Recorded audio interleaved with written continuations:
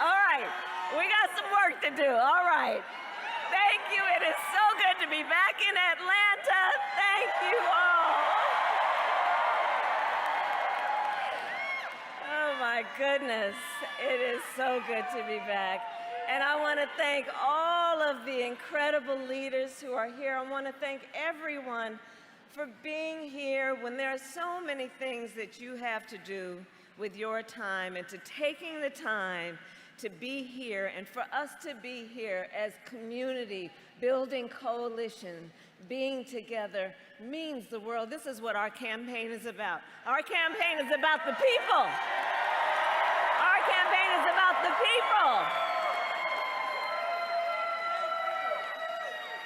And I want to thank Senator Ossoff, who is here, Atlanta's own Representative Nikema Williams,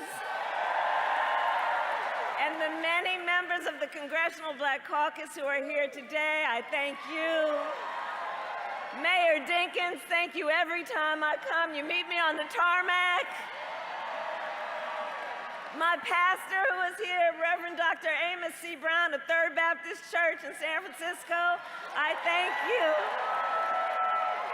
And of course, Usher. Got you. And so I thank you all, everybody, for taking the time to be here together. And before, thank you.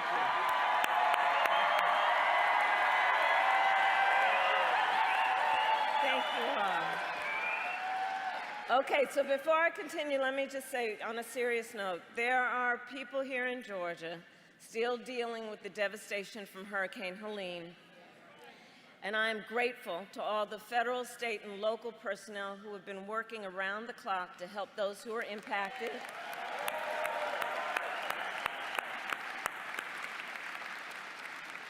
As we know, this recovery will take time, and we will stand with Georgia and everyone across the Southeast who are impacted by these recent storms for as long as it takes to rebuild. Thank you. All right, so Atlanta, we have 17 days left. 17 days left in one of the most consequential elections of our lifetime. And look, let's have some real talk. It's going to be a tight race until the very end. And we are the underdog, and we are running as the underdog. But make no mistake, we will win. We will win. Yes, we will. We will win. Yes, we will. We will win. We will win. We will win. We will win. We got the old school. And we will win. And we will win because we understand what is at stake. This election is about two very different visions for our nation. One, Donald Trump's, who is focused on the past, and ours that is focused on the future. Ours that is focused on bringing down the cost of living, investing in small businesses and entrepreneurs. By the way, I love our small businesses. Can I see the small business leaders and entrepreneurs?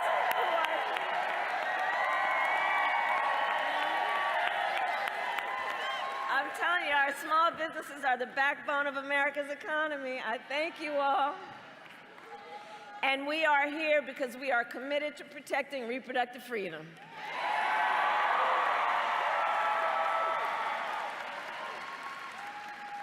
But none of that is what we hear from Donald Trump. Instead, it is just the same old tired playbook over and over again. He has no plan for how he would address the needs of the American people.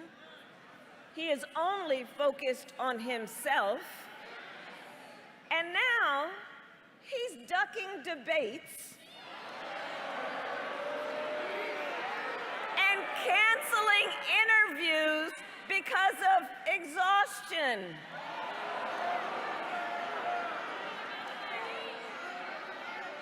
And when he does answer a question or speak at a rally, have you noticed he tends to go off script and ramble? And generally, for the life of him, cannot finish a thought. And he has called it the weave.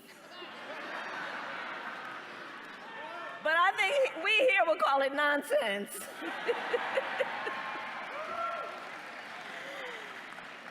So, folks, for these reasons and more, it is time to turn the page. It's time to turn the page.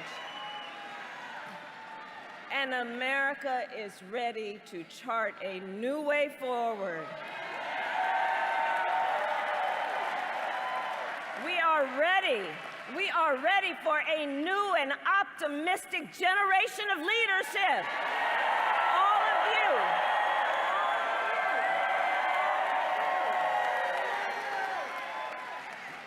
Which is why Democrats, Republicans, and Independents are supporting our campaign.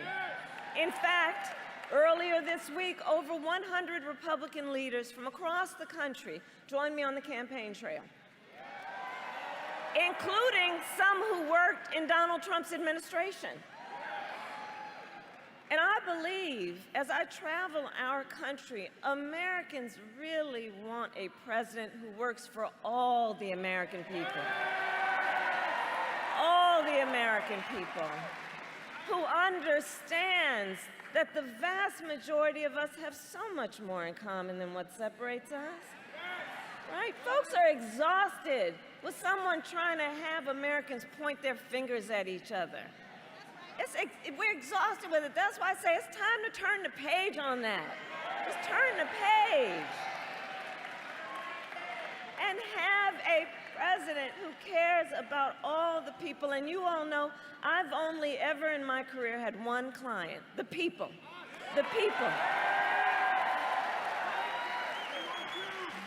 As a young courtroom prosecutor, I stood up for women and children. As Attorney General of California, I fought for students and veterans. As Vice President, I have stood up for workers and seniors. And as President, I will fight for all the American people.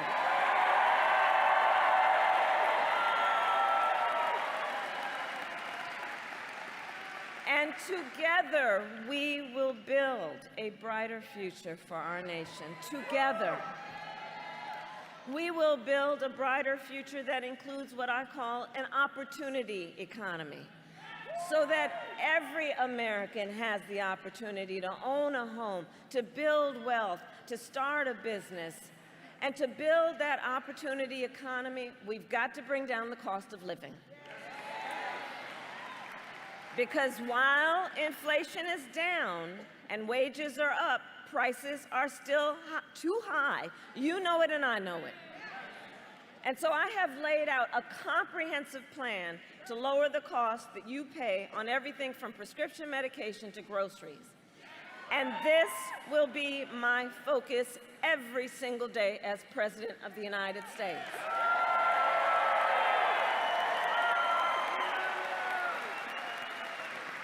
I will take on corporate price gouging. I've done it before, and I'll do it again. I will give a middle-class tax cut to 100 million Americans, including $6,000 during the first year of a child's life. And I'm going to tell you why. Because we all know young parents have a natural desire to parent their children well, but not always the resources to do it. And we, as a community, need to understand they are the children of the community, and it is in our collective best interest to make sure that they have the resources they need during that critical phase of a child's development, to buy a crib, to buy a car seat, to buy what that child needs during that critical stage of life. That's the kind of leadership that we believe in America.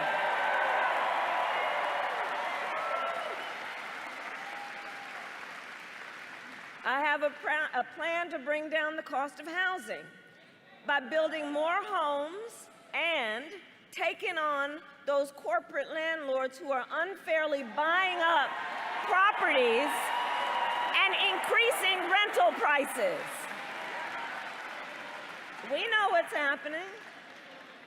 My plan will lower the cost of starting a small business, including by increasing the tax deduction for entrepreneurs from $5,000 to $50,000.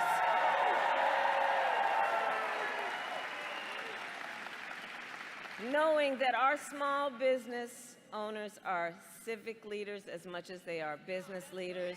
They mentor, they hire locally, they are part of the cultural fabric of our communities and deserve to be lifted up in every way. Under my opportunity economy, I have a plan to lower health costs and health care costs for people as they age, so they can grow old with dignity and so their families are not financially crushed by the cost of home care. Because look, let me tell you, y'all may know this, it's a personal story. I helped take care of my mother when she was sick. I took care of my mother when she was sick.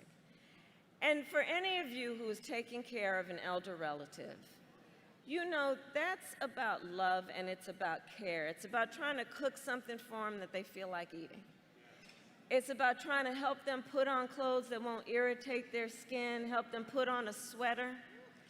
It's about from time to time trying to think of something that will put a smile on their face or make them laugh. It's about dignity. It's about dignity. But what we know is that right now we have so many people who are doing that and raising small children at the same time. We call it the sandwich generation. And unless you got a lot of money to be able to hire somebody to help, then folks are looking at the potential of having to leave their job, which is losing a source of income, or worse even, having to spend down whatever might be their savings to be able to qualify for Medicaid. That's not right. That's not right. So my plan includes allowing Medicare to cover the cost of home health care for our seniors. It's a matter of dignity. Dignity. And so I share some of these details with you to just let you know what you already know. I will always put the middle class and working families first. I always will. I come from the middle class, and I will never forget where I come from. I will never forget where I come from. Now, Donald Trump, you know, here I go. Now, Donald Trump, well, he has a different plan. Just Google Project 2025. Now, I say it every time, but I just have to say it again. Can you believe they put that thing in writing? They put it in writing. They published it. They bound it and handed it out. And when you read it, you know it is a detailed and dangerous blueprint for what Donald Trump will do if he is elected president. Donald Trump will give billionaires and corporations massive tax cuts. Like he did it last time, he would do it again. He would cut Social Security and Medicare. He would get rid of the thing we all fought so hard for, that $35 a month cap on insulin for our seniors. Read that plan and you'll see they'll make it easier for companies to deny overtime pay for workers. And he will impose what I call a Trump sales tax, because he has an intention of putting an at least 20% tax on everyday necessities, which economists have estimated would cost the average person more than $4,000 more a year. And on top of all of this, Donald Trump intends to end the Affordable Care Act. with no plan to replace it. Oh, y'all watch the debate. He has, quote, concepts of a plan.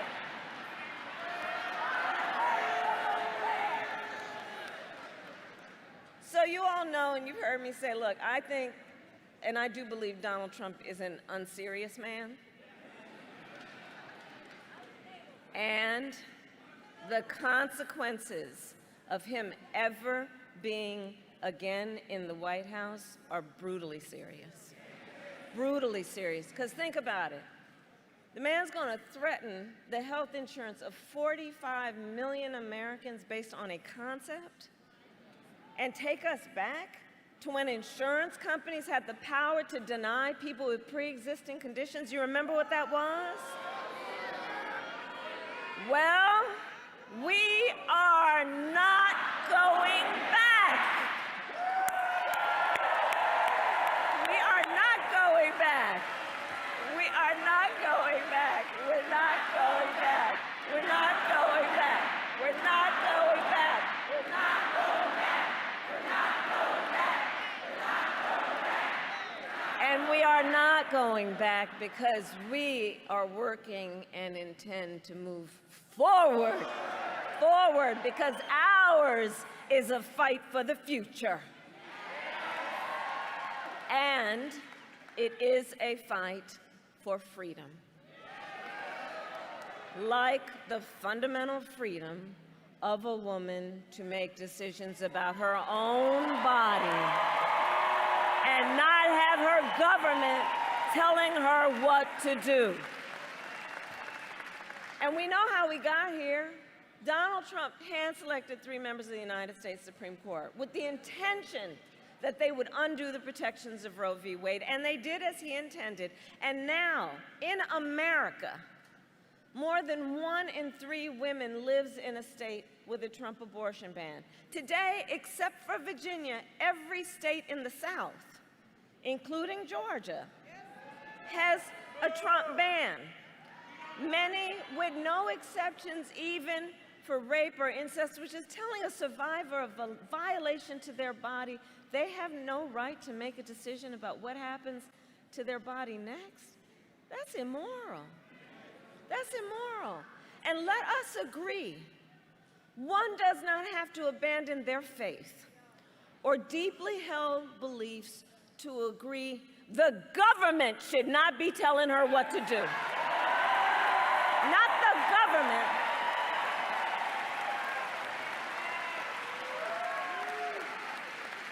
If she chooses, she will talk with her priest, her pastor, her rabbi, her imam, but not the government telling her what to do. So look, we all know this is a healthcare crisis. This is not something theoretical. This is not just about a political conversation. It's very real. And Donald Trump is the architect. Women are being denied care during miscarriages. Some only being treated once they develop sepsis. And tragically, because of these bans, some women have even died. Let me show you what I'm talking about. Roll the clip. My daughter Amber made me so proud. She was having complications. And tonight we are learning more about the death of Amber Thurman. The death of Amber Thurman was likely preventable if she'd had access to abortion care in her home state of Georgia. what happened to her was preventable. My daughter is gone because of what Donald Trump did. For 54 years, they were trying to get Roe v. Wade terminated, and I did it, and I'm proud to have done it. It's nothing good enough to bring her back. Her life is over. I've never been a political person, never. I'm voting for Kamala Harris because she showed me she really cared. I felt her sincerity, and I felt her strength. We will speak her name, Amber Nicole Thurman. I felt her compassion. We will never get Amber back, but we can make sure this never happens again. I'm Kamala Harris, and I approve this message.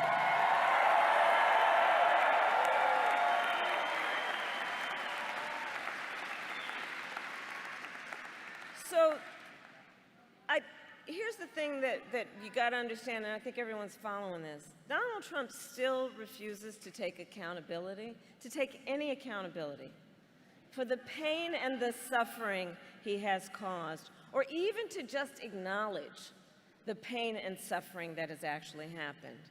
In a Fox town hall earlier this week, he even mocked Amber's family for sharing their story.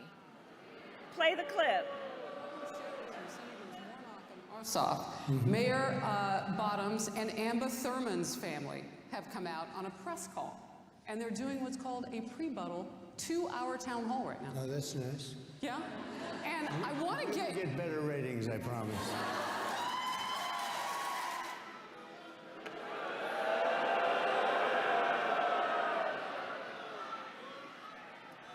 You know, we talk and we care about things like dignity. We understand that the real, well, I hear you, but you know, the thing, you know what, the court's gonna take care of that. We're gonna take care of November. We're gonna take care of November. We're gonna take care of November.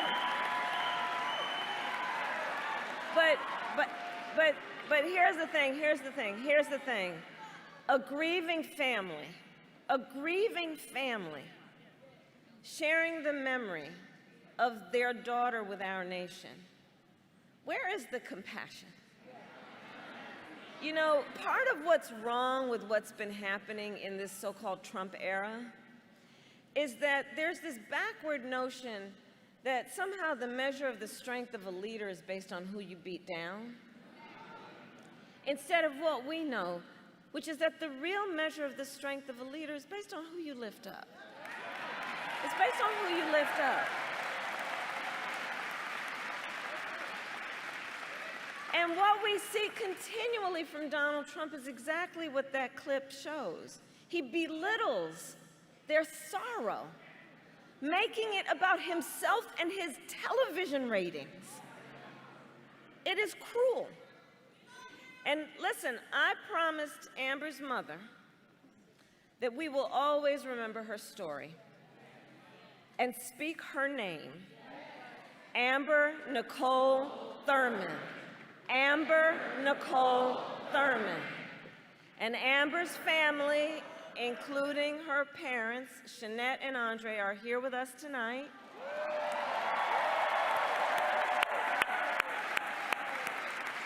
And in front of all the friends here, I thank them both for their courage and their strength. And it is my pledge to the family.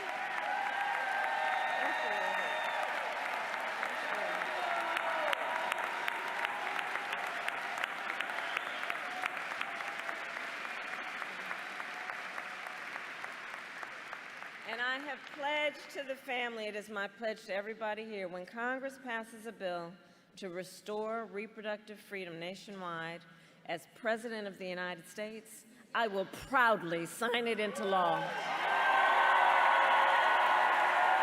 I will proudly sign it into law. So there's so much at stake, and you know, I'm traveling the country, and everybody here knows across our nation, we are witnessing a full-on assault on other hard-fought, hard-won fundamental freedoms and rights, like right here in Georgia, the freedom to vote, right? The freedom we are seeing in so many places in our country, an attack on the freedom to be safe from gun violence, the freedom to love who you love openly and with pride.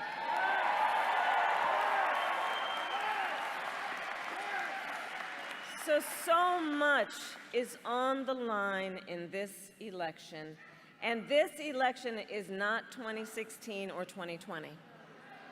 The stakes are even higher for obvious reasons, including because just a few months ago, the United States Supreme Court basically told the former president he is effectively immune no matter what he does in the White House.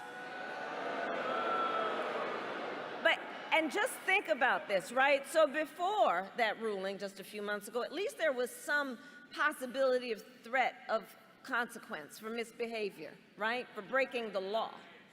But just imagine now, Donald Trump with no guardrails. He who has vowed that he will be a dictator on day one. He who calls Americans who disagree with him the enemy from within. Understand where that comes from in history. And says he would use the American military to go after American citizens. He who has called for the termination, I quote, of the Constitution of the United States of America. And let us be very clear, someone who suggests that we should terminate the Constitution of the United States should never again stand behind the seal of the President of the United States of America. Never again. Never again. Never again.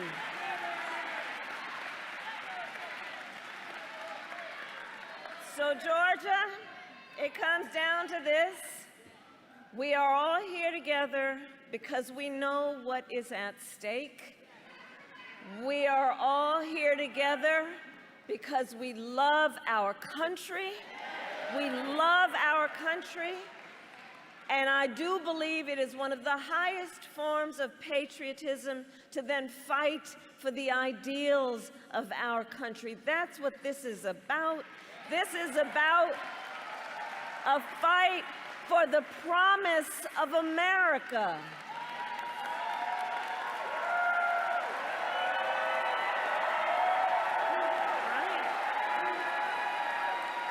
Right. And the extraordinary, great Congressman John Lewis reminded us that democracy is not a state, it is an act. It is an act. So, Georgia, now is our time to act. The baton is in our hands. Election day is in 17 days, and early voting has already started. You guys are setting some records, by the way. And so now is the time to make your plan to vote. Make your plan. Go to iwillvote.com and get all the information you need. And if you have received your ballot in the mail, please do not wait. Fill it out and return it right away. And you know Georgia's own President Jimmy Carter voted early.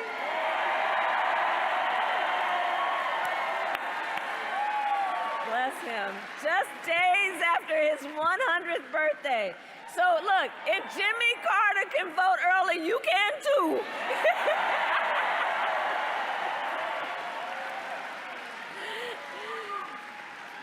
Because folks, the election is here. It's here. And I need you to continue to do what you do so well. Let's continue to energize. Let's continue to organize. Let's continue to mobilize. And let's remind folks that your vote is your voice, and your voice is your power. And so, Georgia, I ask you, are you ready to make your voices heard? Do we believe in freedom? Do we believe in opportunity? Do we believe in the promise of America? And are we ready to fight for it? And when we fight, we win. God bless you, and God bless the United States of America.